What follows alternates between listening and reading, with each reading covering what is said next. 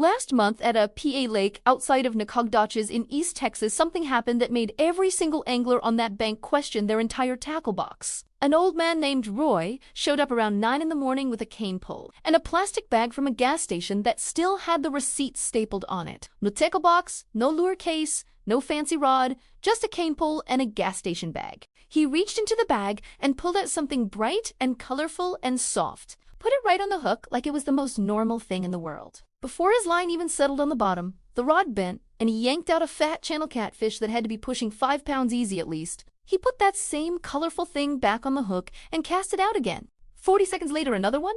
Same size, same violent strike on it. In 90 minutes, Roy pulled 17 fish out of that pay lake. Every other angler on the bank had expensive lures and caught almost nothing. The lake owner walked over and stared at the bucket without saying a word. He asked Roy what in the world he was using, and Roy just grinned at him. He said his granddaughter dropped one of these in a pond 2 years ago, and the bluegill attacked it before it even touched the bottom of the pond. Since that day, Roy has never spent another dollar on bait at any store. And when you find out what that colorful thing on his hook actually was, it is hard to believe because it was not made for fishing at all. It is something every gas station in America sells for under $1. Something made for kids to eat at recess. Bright and chewy and sweet. And it works better as bait than 90% of what the industry sells. Welcome to American Fishing, the channel that digs up the knowledge the tackle industry spent decades trying to bury underground for good. If you are new here, subscribe now and hit the bell so you never miss a single secret we uncover every week on this channel. Now let me explain the science behind why this gas station thing works. It is not magic or coincidence. It is pure chemistry, and I can prove it. This product is made from animal gelatin, which is hydrolyzed collagen. Hydrolyzed collagen is a concentrated chain of pure amino acids. Amino acids are exactly what fish detect in water with the most force. The same compound found in live night crawlers and natural shrimp. In water, the gelatin dissolves slowly and releases amino acids as a trail. Fish pick up that trail in seconds with their olfactory system instantly. But the amino acids are just the first layer of the chemical bomb it creates. It also contains sugar, citric acid, and concentrated artificial color. The sugar creates a glucose cloud that fish detects as a direct food signal, and the artificial colorants glow under ultraviolet light beneath the surface. Fish see the UV spectrum far better than we do and are drawn straight to it. Amino acids calling through smell, glucose through taste, fluorescent dye through vision, all at the same time, on the same hook, in the same spot. A triple sensory bomb that no artificial lure on the market can replicate. And this gas station discovery is just one of the secrets the industry hides. There are at least 12 more techniques just as powerful as this one. I put all of them together in the Angler's Vault, which is waiting for you in the first link of the description below this video right now. The 12 ancestral techniques that outperform every industrial lure. The 5 Japanese current reading principles that triple your catch rate. The water reading secrets that only professional guides actually know, and the homemade baits that cost pennies and embarrass $100 lures, all in one place, no fluff, straight to the point. First link in the description. But stay right here because what comes next should make you angry. The soft plastic bait industry in the United States is worth over $1 billion. They sell rubber worms for $8, $10, $12, a bag of 12. Know what those rubber worms are made of. Plastic and synthetic polymers. Material that releases 0 amino acids, 0 glucose, 0 UV. Nothing dissolves in the water, and nothing attracts fish on its own at all. They depend 100% on the action you give them with the rod. If you stop moving the rod, a rubber worm is a dead piece of plastic. Now, this gas station thing works sitting still on the bottom doing nothing because it is dissolving, releasing compounds and attracting fish by itself.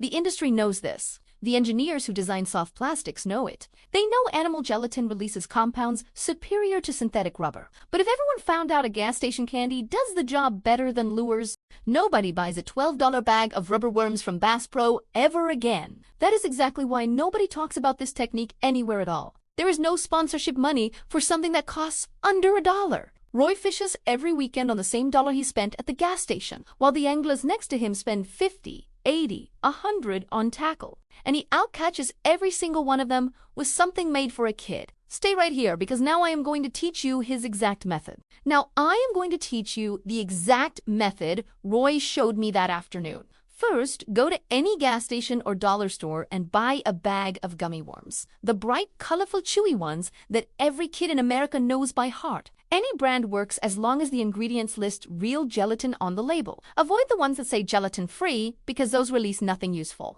The softer and stickier the gummy worm is, the better it works as bait. Now take one gummy worm and thread it onto the hook like a live knife. Run the hook through the entire body just like you would with real worm. The hook point needs to come out just slightly at the other end of the body. This ensures the fish gets hooked on the bite instead of just stealing it. Cast it out and wait between 3 and 5 minutes in total silence. The gelatin starts dissolving slowly around the edges, releasing amino acids. At the same time, the sugar dissolves and creates a small glucose cloud, and the colorant glows underwater in the spectrum that fish can see best. It is a triple chemical call that spreads through the entire fishing spot. Roy told me the color that works best is green and yellow every time. He tested every color in the bag and landed on that combination over time. Green glows strong underwater because it reflects the wavelength range that most freshwater fish interpret as a direct signal for food nearby. Yellow contrasts against the dark bottom and catches their eye from far. The red ones work well too, but they dissolve faster and last less time. Now here's the advanced trick he developed over the past 2 years. Take 2 gummy worms and twist them around each other in a double spiral. Thread the hook through both at once to create more volume on the hook. The larger volume releases more compound into the water and pulls bigger fish. For bluegill and crappie, he uses a single worm because the mouth is small. For largemouth bass, he uses the double spiral because they strike hard. And for catfish and flatheads, he invented a technique that blew my mind. He cuts the gummy worm into small pieces like he is slicing a tiny sausage, mixes the pieces into a ball of dough bait or even plain old bread dough.